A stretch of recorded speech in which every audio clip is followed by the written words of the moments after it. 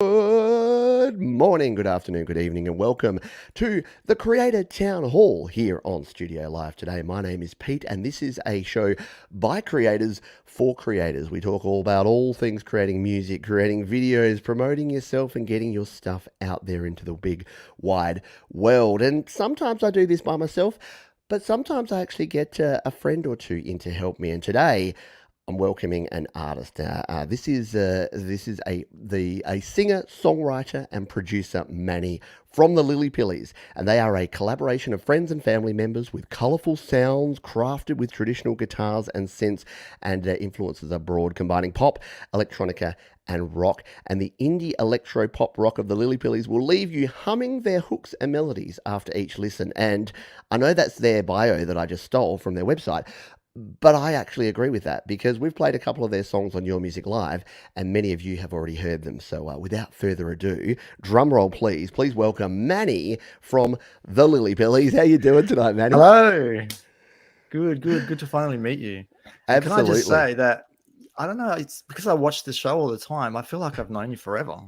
So it's kind of surreal. Well, yeah. Look, it's weird for me because whenever we have a You guest on must the get that a show, lot.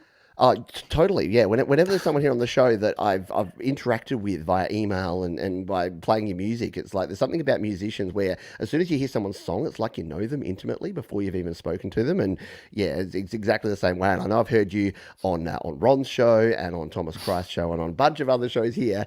And the Lillypillies have very quickly become a bit of a fan favorite, I must say, around the channel. So we'll be talking to you about your background, but we'll of course be chatting to the folks who are here live as well. So if you do have any questions, either for myself or for Manny or about creating, you can go ahead and ask those. Just put the word question in front of your comment and we'll make sure we get to that. But for those that know nothing of the Lillypillies and nothing of you, Manny, what I like to ask whenever I have someone fresh on the channel here is what is your musical background? What's your music origin story? If you were a superhero creating music, what would your origin story be all about? How much time do we have?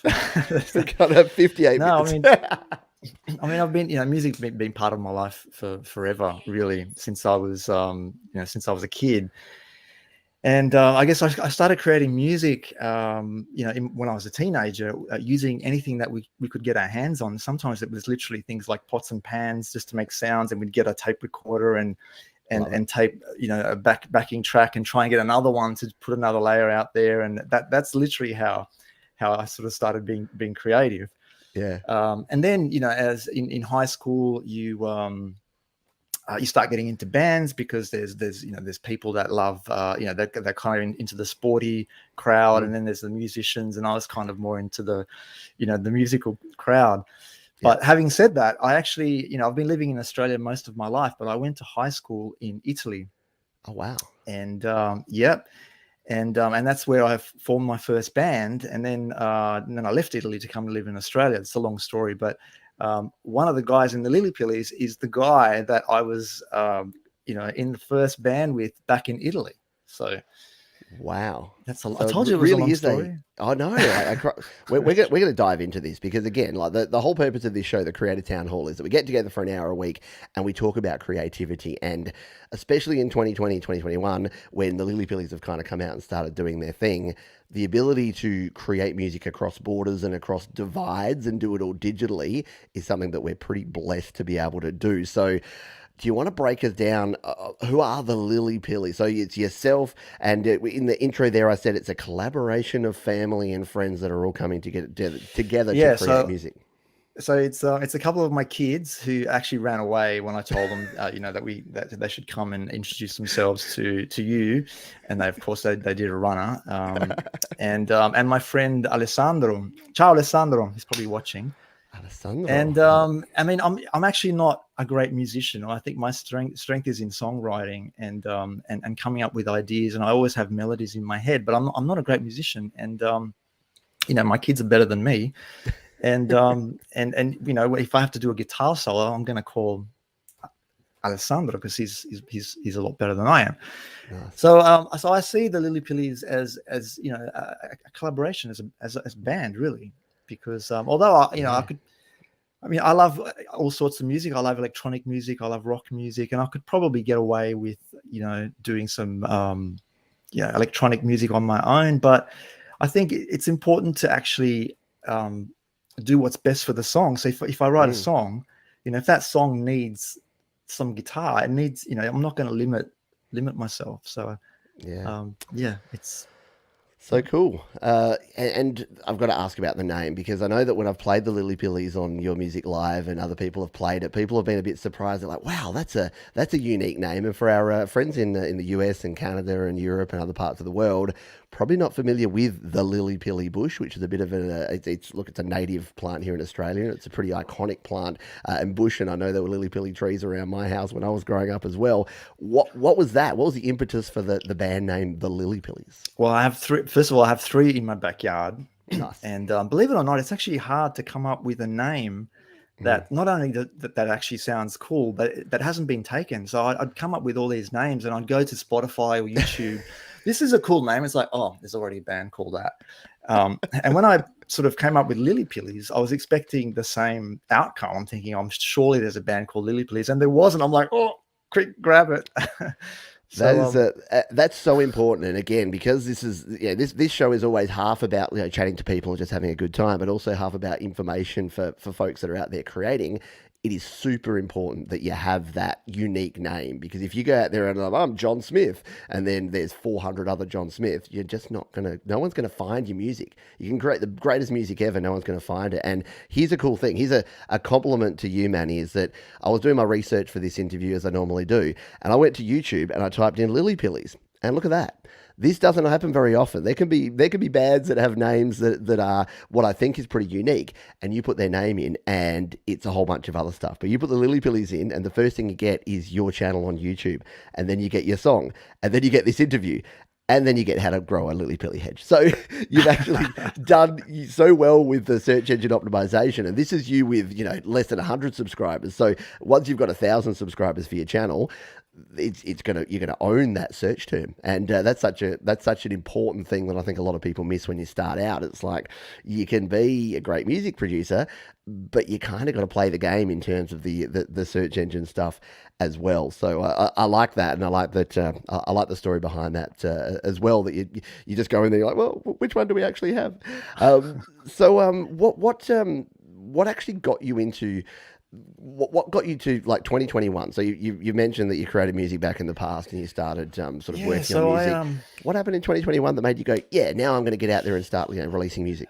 Well, I've always been in bands, so I actually have a lot of experience with bands, but I've always felt that I've been throughout my whole life, I've always been in the wrong band. So the first proper band that I was in, that I actually had to audition for, and they were looking for a singer and a songwriter, and I had to audition for this band. And they made me go away and write some lyrics and a melody, and I had to go back in and sing what I had written, and plus I had to perform. And they chose me, and I'm like, oh my god, they actually chose me! Wow, I'm so lucky! Like, I couldn't believe that they had chosen me, even though it wasn't really the music that I wanted to do. Really, if I think about it now, Mm. and so I've kind of always, and after that, bands last a few years if they either make it or they don't.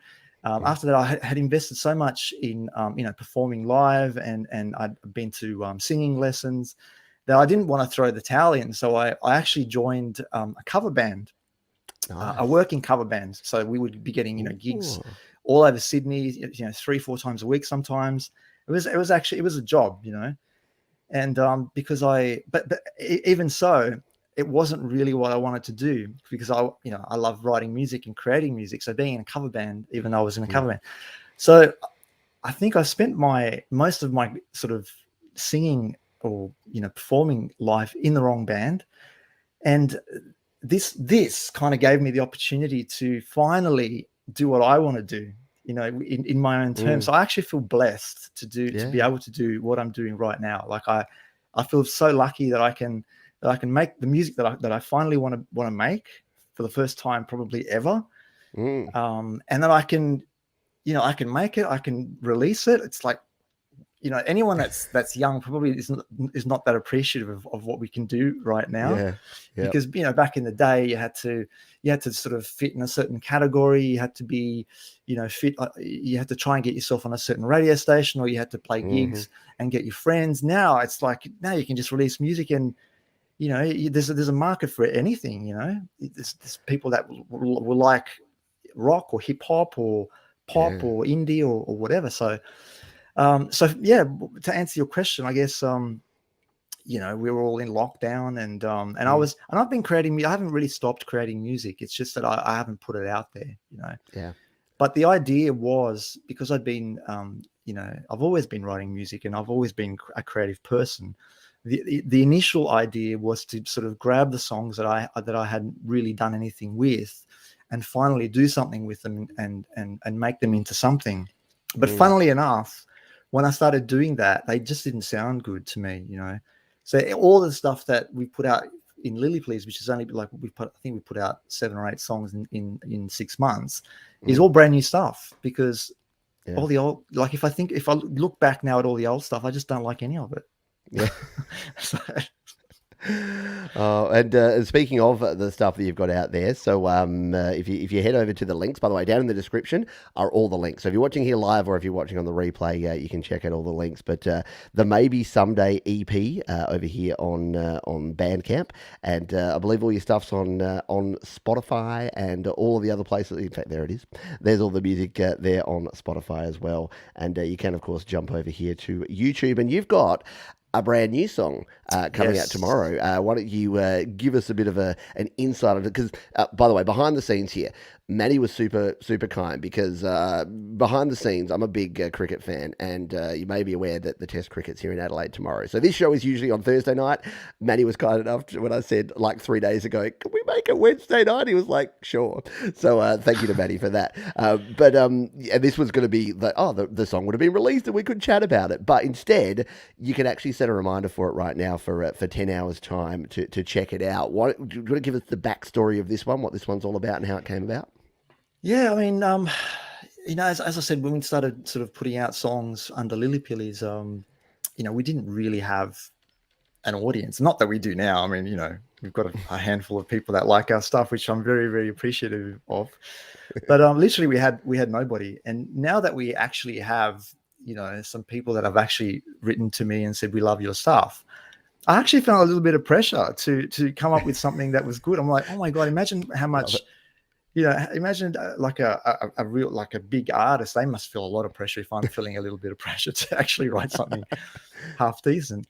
Yeah. But I started coming up with the basics of the song, and then I sent it to Alessandro, and it was sort of this back and forth guitar bits on WhatsApp. So I wake up in the morning and he'd send me what he'd done, and I would say, you got the beat. Especially for this song, what he came up with in the beginning, I really, really liked. And then I sort of made him change some of the other stuff. And then he had a guitar solo, which we sort of chopped in half. But in the end, I don't know. I guess it's really hard for me because I've heard the song so many times, during the creation of it, and because it's quite, it's a new song, that I can't tell if it's any good or not, really. So. Well, I've had a listen to it, because you did send it to me prior to the show, and I did take a listen, and it is good. So for those of you that are fans of what Manny and the team have put together before, I think you're going to enjoy the new song. And again, it's premiering on YouTube in 10. I know it's weird, different times, different parts of the world, and different things here, but 7 a.m. 7 a.m. my time, which I believe is somewhere around 12:30 p.m. West Coast, and 3:30 p.m. on the East Coast, and about 8:30 p.m. in London time. And that's they're the most people that watch here. And if you're here in Australia with us, it'll be 7 a.m. or 7:30 a.m.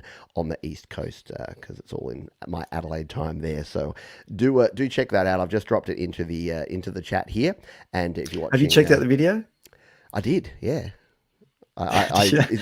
Is there something special in there? I was watching it in the background, and I'm like, oh, did I miss something that should So have been there? I was listening to it, but I was kind of preparing for the show at the same so time. we had this idea to I had this idea that I don't know, I get when we put something together like a video, I always like to have some sort of concept going on in the background. It's fun, like it's so much fun just to come up with something. Yeah. And I was thinking the movies, so I found some some footage that I could use that I sort of put in there. But I took the kids to see James Bond a few weeks ago. And I said, Nice. and I pre-warned them. I said, we're going to do like a video. He goes, what are you talking about? Yeah, we're going to do a music video while we're in the movies. And they're like, don't embarrass us, Dad. But literally, so some of the scenes where I'm singing and sitting on a chair singing, I've got. That makes sense. I It's did wonder. actually for I real. thought this is either a really good because I did see that because you had some. I think you had some stock footage of like people in movies, and then it was like you in like a movie theater, and I'm like, hang on, is that a green With the screen? popcorn is and that stock stuff. footage? Yeah, or is that actually real? So And they're like, oh my God, Dad, hurry up. Oh, see, it's something that I know really well because this is my children are used to me like walking around with a selfie stick, like talking to myself and filming videos and things, and like standing outside the room here while I'm doing this. They're probably preparing for bed, and then they're just hearing me. They're like, "Dad's talking to himself again." I don't even know what they think goes on, but yeah, no, it is very cool. And like I say, I've got the video here. I'm playing it as we're talking here, but I won't spoil any of it because you have to go and check it out. I'm going to make sure that folks go over there and set yourself a reminder and watch the premiere of that one. Speaking of which, it's something that I wanted to talk to you about because and what I'll do actually is we'll bring up one of your other videos that we've got here. So what the first video that we played on the show, I'm just going to find it now. So on Your Music Live, and now that I'm saying this, I can't actually find it. It was Maybe Someday. Here it is. So it's Maybe Someday, and you definitely put a lot of effort into these videos. So I'll bring up, and we'll just I won't play the audio here just so that you can talk over it. But do you want to talk us through the creation of these videos because there's a lot going on there, and I think it really enhanced it when we played it on Your Music Live. I know people loved the tune, but they were also very intrigued by the video and the production there. So how did that all come together? Yeah, I had this idea in my head, and I wasn't sure whether I was able to pull it off or not. Because it's one thing saying I'm actually gonna do this, but whether you actually can eventually pull it off with the idea in your head is a different story. And so I had seen these things dropping in the water kind of scene, and I wanted to sort of see if I could overlap myself. But then what I did was I took a video of myself and Alessandro sent me his bit as well, and I made it into black and white, and then I colored I changed the texture on our faces, and I think I made them yellow and green and whatever else. But I actually had to look up how to like tutorials, and that's my thing. Every time I do something, it's not like I'm just able to do it. And even with the song, if at the end of that song, in the last chorus, there's some reverse. Maybe some days in the choruses they go maybe someday, and I knew that that's something that I wanted in the song, but I didn't know how to do it, and I actually had to watch a tutorial on how to do reverse vocals. And so it's a long process for not so much for the videos because you can kind of sort of put them together, but it's so much fun. I could just sit down with my headphones and just and 5 hours go by and you look at the time like, oh my God, I've been here for 5 hours. I need to stop and do something else. It's it is crazy, isn't it, when you get into that creative zone? But it's pretty clear that you're pretty passionate about. We were talking in the pre-show about the fact that you've really got to be passionate about this stuff as well. You've got to have talent, but I think passion is something that you need to have as well, and wanting to do it and getting into that zone and into that Zen state where you're just like creating is something really cool. But I know that a lot of people have been asking questions of me and asking about this, and I'm like, well, you got to go ask Manny how he made those videos because I don't know. I'll ask him when we're doing the show here. But and we'll talk about the music production as well in just a moment, because I know there's many folks that again, because it's the Creator Town Hall, a lot of folks want to know how you actually create the music, especially given that one of your band members is on the other side of the world. There must be some unique challenges that you have in relation to that. But what we'll do is we'll say good day to the folks who are here live, and then we'll jump into some more questions. So hello to Bass Karchek, hello to Ashley HM. We got Dr. Zorders over there in the UK, Mr. Clayton Von Kluge, for whom it must be pretty early for. Arnie G's at work. Nice to hear you guys chatting in the background in my home office. There you go. YouTube is Arnie G's radio. I like it. Here's someone that we've been talking about, Alessandro. Hello. Doing well. Ciao, Emma. Emma. There you go. We've got, who did I miss here? John Paul UK from the UK. You're doing well, Jean Paul. Hello to Brian Carrington as well. And the one, the only, Ron Ward is here. Ron Ward of Homegrown Indie Live. And he says, I love Lillypillies videos. Inspiring as far as what you can do. The legend, Ron Ward. Yes, the man, the myth, the legend, Rockin' Ronnie Ward over there. And by the way, if you're here live, Ron Ward is live straight after this. So even though I'm a day early, it's actually good timing because you can jump over here and Ron's got his GBU Live. So he's got the 24th edition of GBU Live, and you can see there that one's kicking off in about 38 minutes. So as soon as Manny and I sign off here, Ron will be ready to rock and roll, so you can go over and catch more awesome music shows. But before you do that, let us know, what is the deal here in terms of your actual music creation? So how do you create all of the cool music and the cool songs that you're creating? I don't really have a formula, to be honest. I usually start off with a melody, whether it's a guitar melody, and I'll pick up the acoustic and start. Even though I'm not a great guitarist, I can sort of I can play most things but master at nothing. So I might pick up the guitar and come up with some melodies or on the keyboard, and then I just develop the song. And then I'm using GarageBand at the moment to lay down the tracks. So I usually do some pre-production.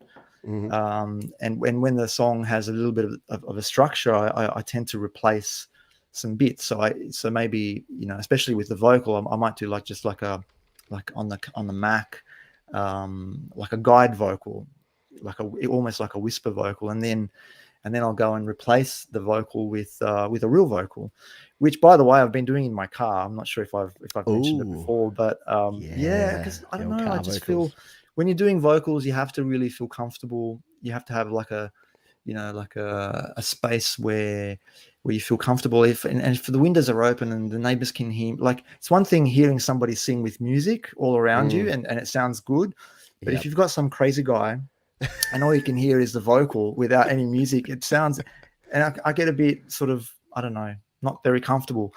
So I've been bringing my equipment in the backseat of the car.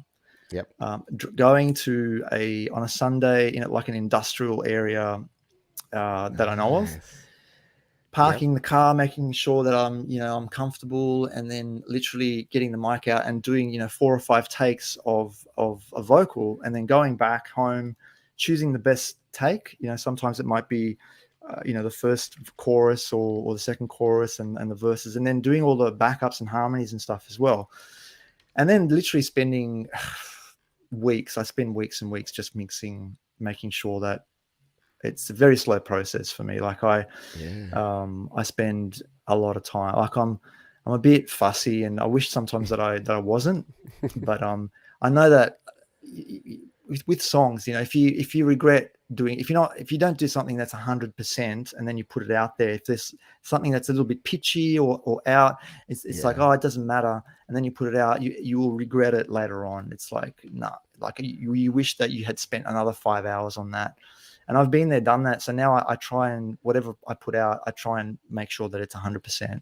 And I love that. I was trying to remember the name of the artist. It was a guy who did some really cool punk recordings, and he did everything in his car. So he would take his guitar and his interface and his iPad and everything into the car and do the lot. And I was blown away by that. But it was the same sort of thing. He's like, look, there's nowhere with better acoustics in my house, and I can be 100% comfortable because I'm singing to no one. So it's a good tip, because I think one of the things that I think people struggle with the most, and whenever I hear someone's vocals, that I'm thinking, it just sounds like you're worrying. You can actually hear that worry in people's voice when they're not emoting and they're not giving it 100%. So, yeah, there you go. If you've got your clipboard out and you're taking notes based on what Matty's talking about here today, maybe just grab the car and go to an abandoned parking lot on a Sunday afternoon somewhere that's not open, and yeah, just sit down there. And if the cops come by and ask you what you're doing, well, then yeah, just make sure you got a story to tell. But I I'm do look recording a hit behind my record. shoulder all the time, like. Like, is someone coming? Someone coming? Yeah, because I mean, I think that the only things that happen in abandoned industrial area parking lots on a Sunday afternoon are probably recording vocals and drug deals. So hopefully they realise that you're recording vocals and not the other. That's very cool. So recording. What about the so you mentioned GarageBand? Is that what you use for the majority of your recording? Is that what you and everyone sort of Yeah, I mean, I'm not collaborates in? limited to it. I have used other software as well, but and I do have other software as well, but Yeah. I'm a bit lazy. I don't really want to spend 2 weeks learning it. And Right. with GarageBand, it's just I know sort of now where, well, I'm not an expert, but I kind of know how to navigate around it. So I keep going back to it, and I keep saying, "Oh, this is the last song I'm going to do on GarageBand," and then they've almost all been done on GarageBand. So just to try, just to try other things, because I like to learn other things, but Yeah. GarageBand's Well, pretty yeah. easy. So It is, and look, people know that I'm biased, and I admit that I'm biased. But yeah, it really comes down to the fact that if you're recording, and I can see, you got the iRig in the background there, and you got keys, and you got your guitars. If you're recording it in digitally, whether you're recording into a Mac, a PC, an iPhone, an iPad, whether you're using GarageBand or Pro Tools or Reaper or whatever, it's all ones and zeros. And if you're recording at 44.1 kilohertz, 24-bit sound, whatever the place that you're putting it, you still got to record some really good quality audio into there. So if you're not singing well or playing well or creating good songs, doesn't matter what you're using. doesn't matter what it is. Not going to sound good. So GarageBand does the job. That's what I found. We've got some questions here from folks. If you do have questions for Manny or for myself, do throw those in. Thank you, Clayton von Kluge. Yeah, up at 4 a.m. to watch, which is cool. That's some commitment for you there. Hello to Guzzo of Oz as well. Now, because you've been releasing the music that you've been putting out there, and you're getting it out there on the Spotify's and all the other places, what do you do in terms of mastering? So you mentioned like the recording and then the mixing process, and then do you master your music? Do you do it yourself? Do you do it externally? What's your process before So you release?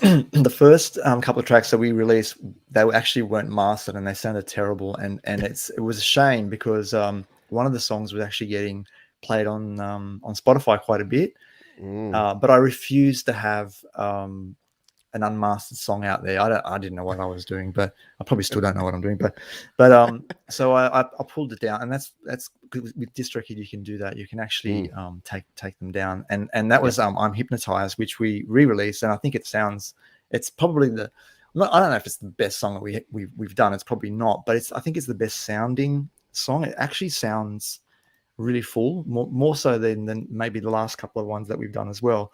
And that was because we sort of remastered it or whatever. But to answer your question, I'm using a software called eMastered, which you pay for a yearly subscription for, and it works that's what I'm doing. Does the job.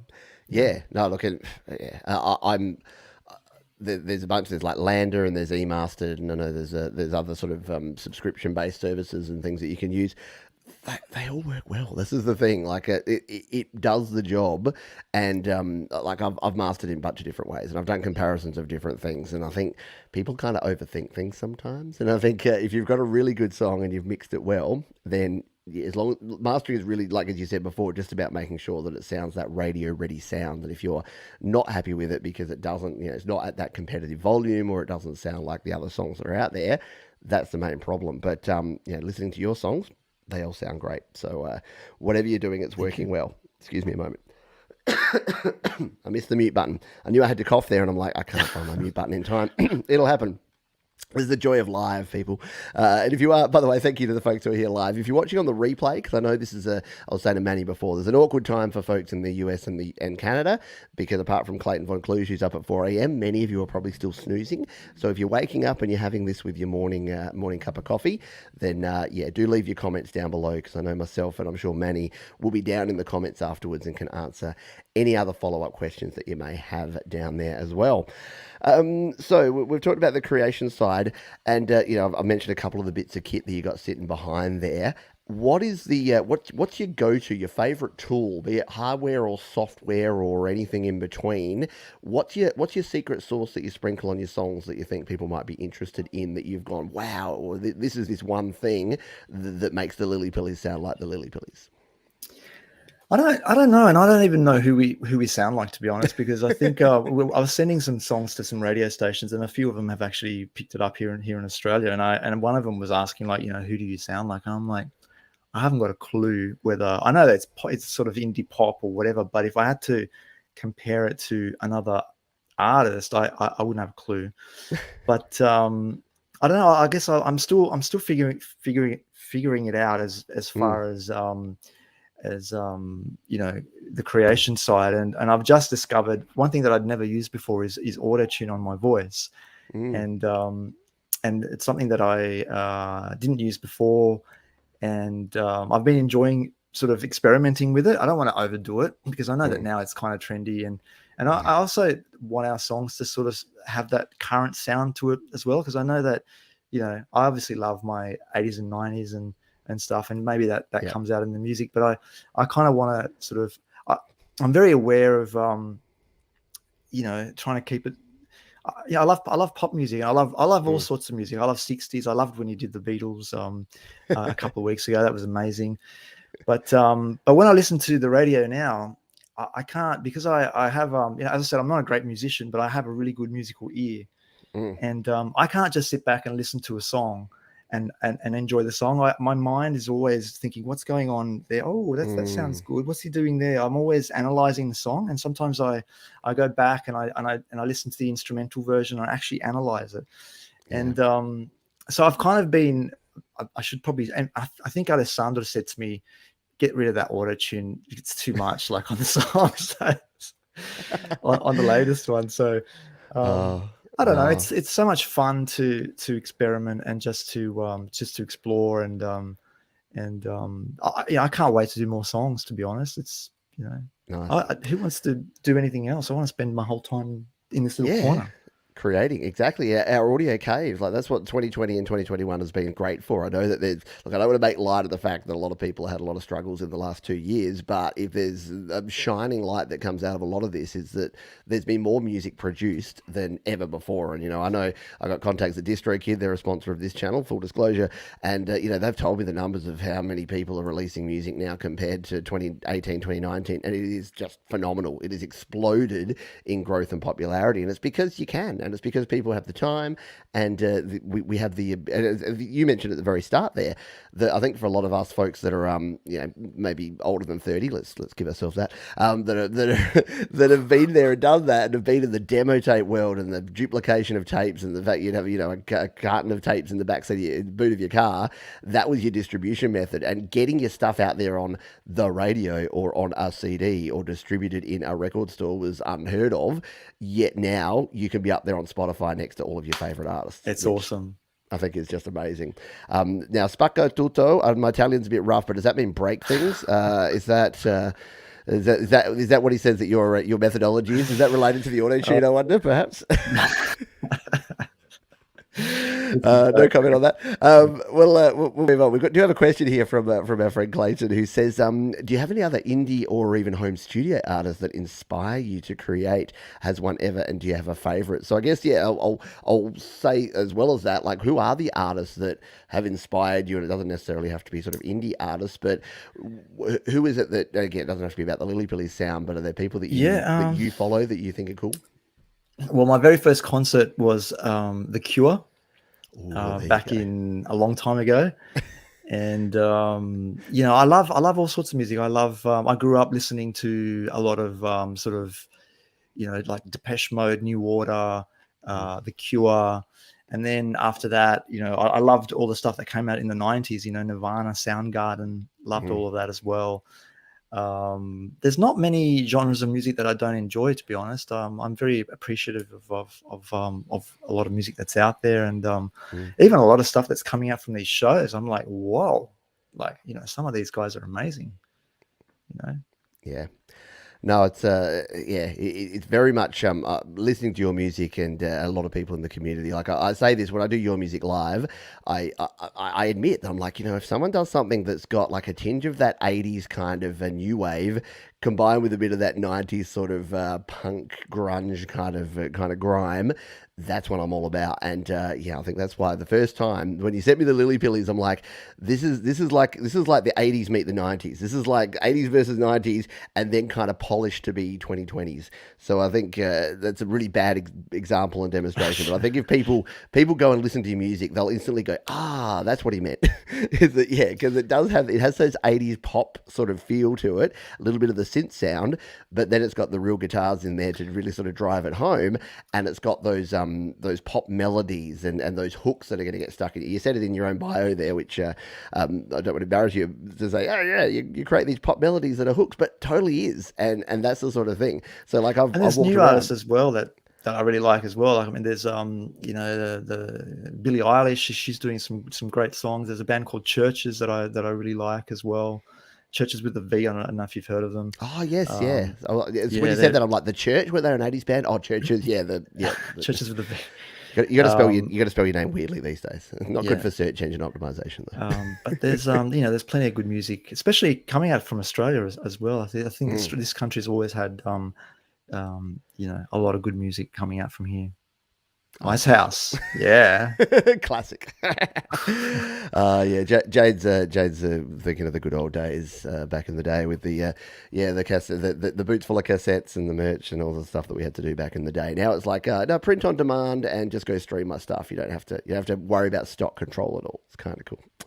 Hello to Gregory S. Sullivan, by the way. Yes, we are a day early. Gregory, it's because of the cricket, so apologies for that. Manny was kind enough to join us a day early, so apologies that we snuck up on you there.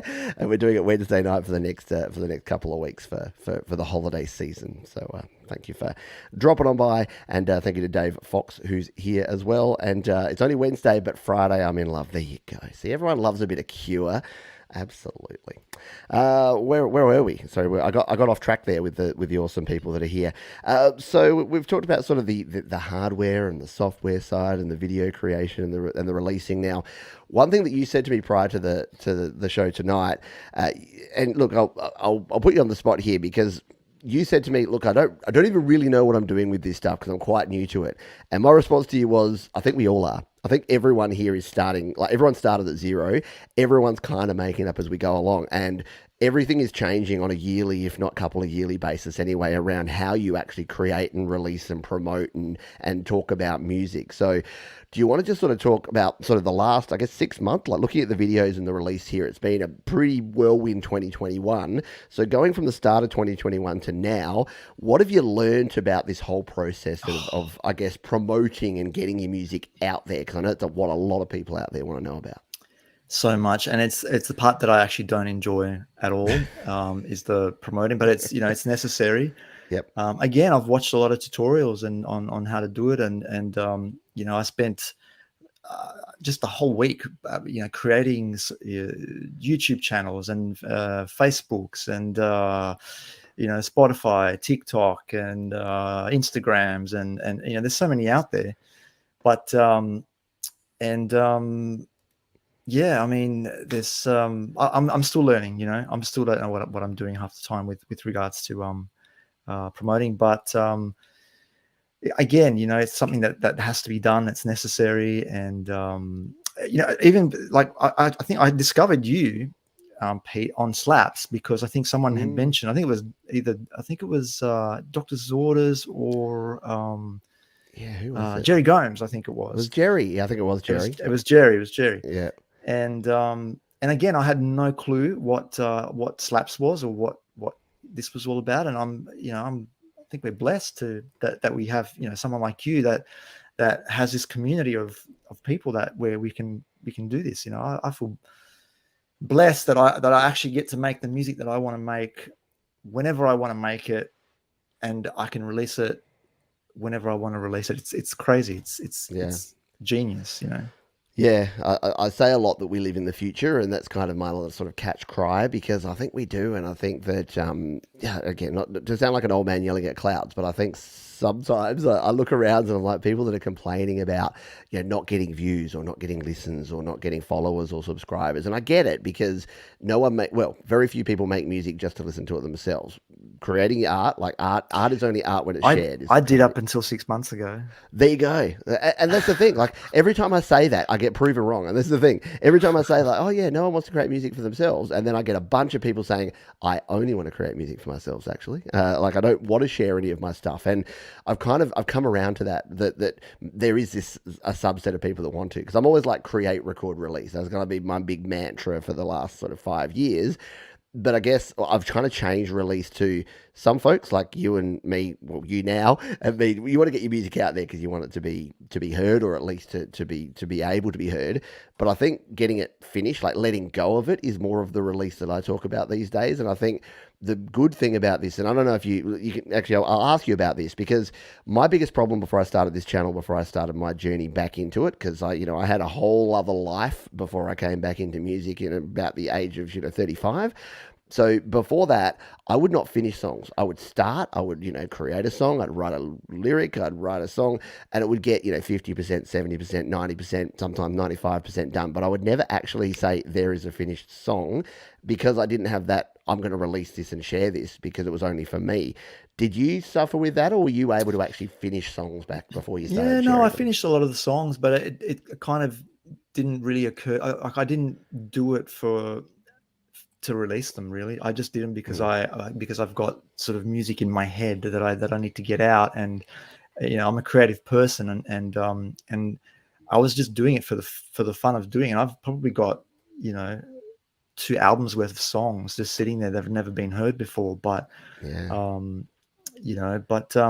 And it wasn't until someone said to me a year ago, why don't you put them out there, instead of just keeping them? And I'd share them to a few friends. I'd send them to some friends in overseas, and I'm like, yeah, maybe I should create a YouTube channel or whatever. And that's kind of how it started, but now I'm thinking, oh my god, I should have done this years ago. It's so much fun.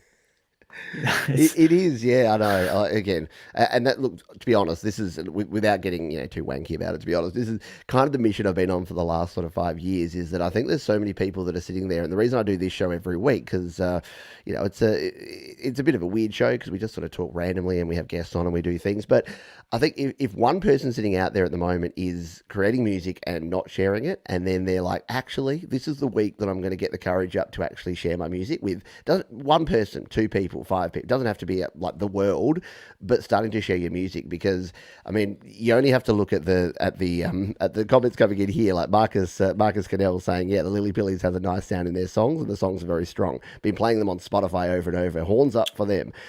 We've got Weldon Kinder in here. Oscar's saying, I listen to the Lillypillies now. What a great guitar sound. So these people would have been robbed of being able to listen to it. I don't know, again, I don't mean to, you're going to start going, hang on, we're Australian here, we don't talk like this, Pete.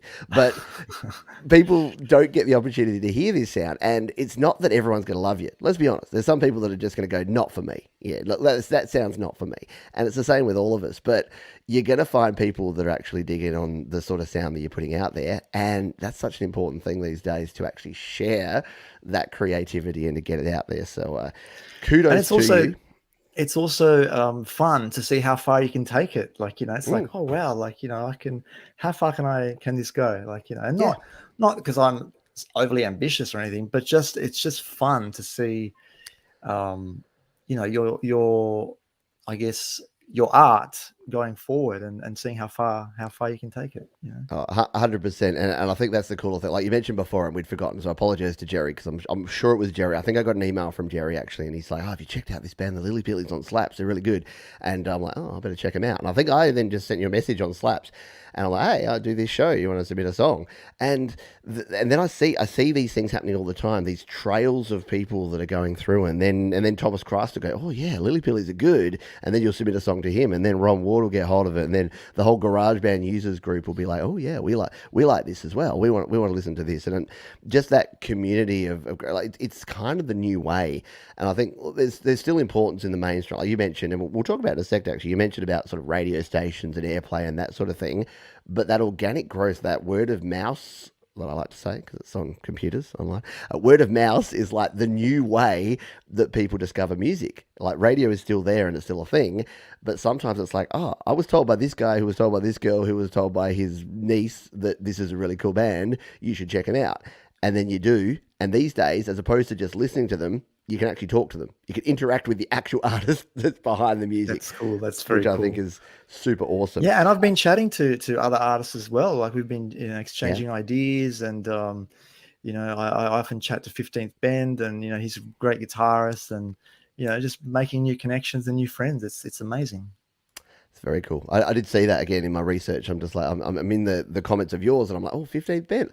I've played their songs on Your Music Live as well. It's like this great connection thing. In terms of other sort of more traditional stuff, so we've talked about all the online stuff, and you did mention earlier about submitting to radio stations and that sort of thing. And I know many folks that watch this show are interested in more of that sort of traditional promotion style. What's your experience been with that so far? Any sort of wins or losses or things that you've come across? Yeah, again, it's a learning curve for me. So up until a few months, like I didn't really know what to answer your question. I didn't really know what to do with regards to that. So I did a little bit of research, and then I found out for Australia, you can actually register on a website which is called AMRAP, and they are like a website where they collect all the community radio stations throughout the whole of Australia. And there's hundreds of them, like literally hundreds and hundreds of them, which I had no idea about. Yeah. So what I did was I logged onto the website, and I think I submitted maybe someday, but I didn't schedule it. So therefore it kind of got lost because, I think that one of the questions was, what's the release date of the song? And I had backdated it. Yeah. So therefore I didn't get anyone listening to the song. So I'm thinking, hang on a sec, that's not right. So then what I did was I released another one, which was We'll Be Together, which is the song before that, with the scheduling it in the right manner. And then it got picked up by I think it was 6 or 7 radio stations, and some of them have got them on their playlists right now. One in Byron, I think, one in Canberra played it on the weekend, one in Adelaide actually as well. Was that 3D radio? Sure one, but they're our local community sort of rock and pop station here. But it's all a learning curve for me as well, and I'm sure that by release number 10 or 15 or 20, I'll probably figure it out. Nice, I like it. So this is what you're talking about, the Australian Music Radio Airplay project? Yes, that's the one. Cool. Yeah. Very nice. There you go. There's another tip for Australian artists in particular. If you're watching here, I'll have to check that out myself. I know that every time I talk about promotion, Jade Starr tells me off because I do virtually zero to promote my own music because it's such it's an afterthought for me. Same sort of thing when I release songs, I'm just like, get them straight out there. And I know through things like DistroKid, because you use DistroKid as well, for your releases, So for DistroKid, if you're on the Musician Plus plan, you can actually schedule a release for a future date, and it is a good idea if you want to try and get onto playlists or get radio station airplay and pre-promote stuff. That can be a good idea to actually do that. Whereas, I must admit, I don't do what I say. I do as I do. I'm just like, just get it out there as quickly as you can, and she'll be right. Very cool stuff. I'll just check the final questions because we are coming towards the end here. If anyone does have any questions for Manny about the Lillypillies or about creation or anything else in general, if you're here live, do drop it and just put question in front of your question, and we'll be able to get onto those. If you're watching on the replay, leave your questions down in the comments, and don't forget, while you're down there, we've got links to everywhere. We got Spotify, we got Bandcamp, we got Apple Music, we got not StreamYard, what's the one? SoundCloud. We've got Lillypillies links out the wazoo, so you can go and check all of those out as well. What would you say, Manny, is your proudest moment so far? I know it's only been a short time and it's been a bit of a whirlwind, but over the last sort of 6 months or so that you've been creating and recording and releasing music as the Lillypillies, what's been the highlight, or has there been a highlight thus far? As a Lillypillies or prior or before? As a it could be either, maybe one of each. So if you had a musical highlight prior and then one since the Lillypillies, or yeah, I mean, as a Lillypillies, I think just being able to get my kids involved in the music, and when I say that, I mean I all the acoustic guitars that you hear in the songs is them. Like it's my it's my son. playing because he's actually, I think I played on one track and I had to slow it down because I'm not very good, and then speed it back up. But it's like, can you just play the song? And like, he literally Nice. just just help me out and play. As well as collaborating with my friends, with Alessandro, who lives on the other side of the world. I mean, that was just unheard of. That's amazing. And I guess before that, as I mentioned, I've actually got a lot of live experience, and I've got a funny story for you, actually, Oh because yes, go for when it. I played in the working cover band that I mentioned, after I was in an original band, we were doing all these gigs all over the place, and one of the agents booked us for the halftime for the AFL match with Sydney Swans. Oh wow. So I'm walking into this stadium of 40,000, 50,000 people, and Yeah. I walk in there and I see my head on a big screen, and I think we had to learn 4 or 5 Beach Boys songs, and we were the halftime entertainment. That's what we were doing there. So of Yeah. course, when we get on and start playing, and my head's on the big screen, during halftime, what do people do? They get up and have hamburgers and hot dogs and stuff. So no one Yeah. was even paying attention. And I Yeah. had said to my wife, I said, make sure that you press record on TV so that when I get home, I can watch I can watch myself on TV because we're on TV. Yeah. And then I said, did you record it? And she goes, yeah, I did, but they were playing ads in the halftime.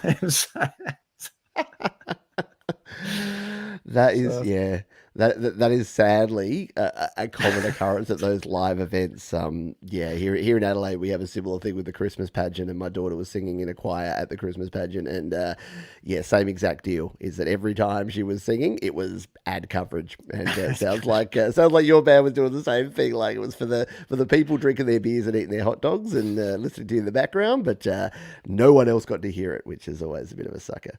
Oh, that's very cool though to have that. And actually, I have a question. Every time I hear someone that's played in a cover band, I have to ask this question because it's my favorite one to ask, and that is, what was your favorite cover song to play, and what was the cover song that you dreaded having to play? I know the one that I dreaded the most, and because it was myself and a girl singer, and every time she would sing "I Will Survive," I used to walk off the Oh stage. I'd literally just like leave her there, and I used to go and have a beer because I can't do "I Will no! Survive." There were lots of favorites. We did Queen, and we did Nice. more of the rock stuff. We did the Killers and stuff like that, which was pretty cool. Oh, But very nice. but as I said, when I was doing covers, all I wanted to do was originals. So I've always felt that I was in the wrong band, and finally now Yeah, I'm in the right band. I'm I finally love it. doing what I want to do and what I love to do.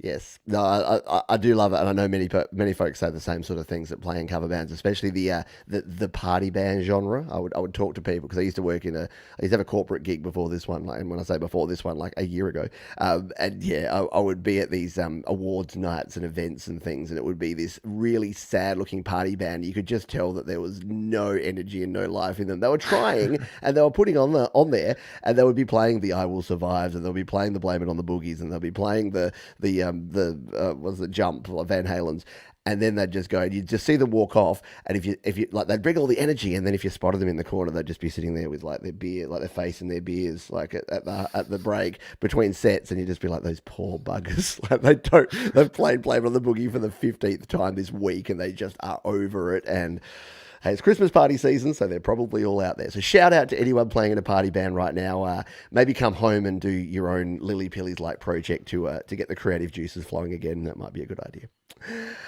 We are coming towards the end. It's rapidly approaching. It's amazing, isn't it, how fast an hour can go when you're chatting about music and when you're talking about stuff. But we are nearly at the end here, and it's nearly time for Rockin' Ronnie Ward. So we'll send folks over there in a moment. But what I like to ask folks sort of towards the end of these shows, and because it's a Creator Town Hall, there would be people out there thinking about creativity and about their creations, and maybe they're on the edge and on the precipice of starting their creative journey. Based on your experience over not only the Lillypillies, but your entire sort of musical journey, what's the one piece of advice you'd give someone who's starting out right now in their sort of home recording and songwriting and creation journey? I guess just to enjoy the process, and it's you're not always going to succeed. You know, there's going to be obstacles, and even now, that I think the music that we're creating is, you know, as far as I'm concerned, is good music. It's okay, but again, I have obstacles all the time, but there's nothing that you can't solve. You know, if you're persistent, and so there's so much information out there. There's so many resources. There's tutorials. There's software. Just to enjoy it, first of all, because we really are blessed, I think, to be able to do what Yeah. we do. And don't put too much pressure on yourself. Just enjoy the ride, learn as much as you can. You know, you will never stop learning. Even when you think that you've made the best song in the world, you know, you realize that you can achieve so much more. And just keep going, and just be persistent, and enjoy it. Yeah. No, it's very good points, and I think a lot of people say similar things, but I think, yeah, the first thing you said there was like to enjoy it, and that is the main thing. Like I've talked about this a bunch on this particular show, is that if you're not enjoying it, like, music is supposed to be fun first and foremost. Yes, it can be, you know, a creative outlet, and yes, you can, you know, have a lot of really inspiring things. But it's an enjoyment thing. Like, whether you're listening to music or creating music, it should be for enjoyment first and foremost. So yeah, you can do all the hard work, and you can create all the websites and all the other things like you've had to do with the Lillypillies. But if you're not having fun with it at the end of the day, yeah, you don't have to quit, but maybe take a break and just sort of reposition and work out, how am I going to have fun with this, and make music that makes you happy as well, which I'm sure is what you're doing, because it sounds like you've found your happy place with the Lillypillies in terms of making original music that is something that you're happy, and you can, you know, put your stamp of approval on at the end of the day and say, yep, this is my music, and I want to share it now, which is super cool. I'll ask one more question here, which is what's next for the Lillypillies? So you've got a new song tomorrow, which we talked about, which I'll bring up on the screen here while we're talking here. So for folks that are just joining us, if you missed out, there is a premiere video that is happening here. I'm gonna copy the link here and put it in the chat, because I know that we've had a bunch of other folks who joined us sort of halfway through. So go over there and set yourself a reminder. That's going to happen in around about 9 hours time. What's after that? Do we have albums, EPs, more singles? What's next? Yeah, that's a good question. I mean, I've got so many things that I want to do that that's half my problem, is that I could write a list of things that I actually want to do, and ideas, and I've got ideas for songs, and I want to do a fast song, and I want to do a slow song, and a rock song, Yeah. an electronic song, and, you know, I've got too many things that I want to do, that I kind of have to take a step back and say, hang on a sec, you know, just calm your farm and choose, you know, get your priorities and right and stuff, and but it would be great to make an album. You know, why not? Yeah. And I think that even though I think albums are a little bit, apparently, I've been told that you know, albums aren't really a thing anymore for emerging artists. They're more Yeah. for established artists, and that emerging artists do singles and EPs. So maybe another EP, or an album. Who knows? We'll see. Yeah. Yeah, no, sadly I hear that too. I don't know. I'm old school. I remember the days of it. I've always loved albums. I always loved putting on one album and listening end to end, and hearing what that Same. creator and that artist was planning for you to hear it in what order. And I just love that, and reading the liner notes. But hey, I'm a very old man, and I go out and yell at clouds. So very cool. Thank you so much for being with us here today. Now I always ask this. I'm like, where can folks go to check out your music, knowing well and truly that all the links are down in the description. But where's the best place that you think that folks can go to check you out? Yeah, I mean, as you know, with District here, they distribute music on all the music platforms. So we're pretty much out there on everywhere, I think. But you know, YouTube is a good place to start.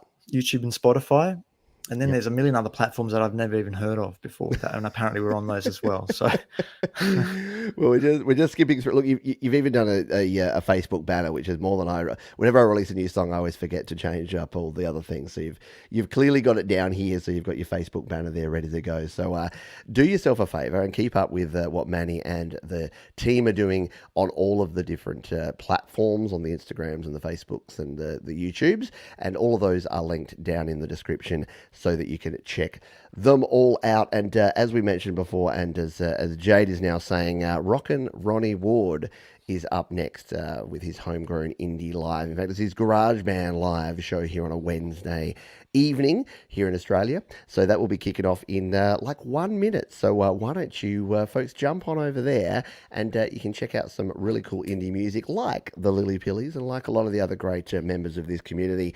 Manny, it's been an absolute pleasure, mate. Thank you so much for being here. Pleasure's been mine. Thank you, Pete. Thank you very much.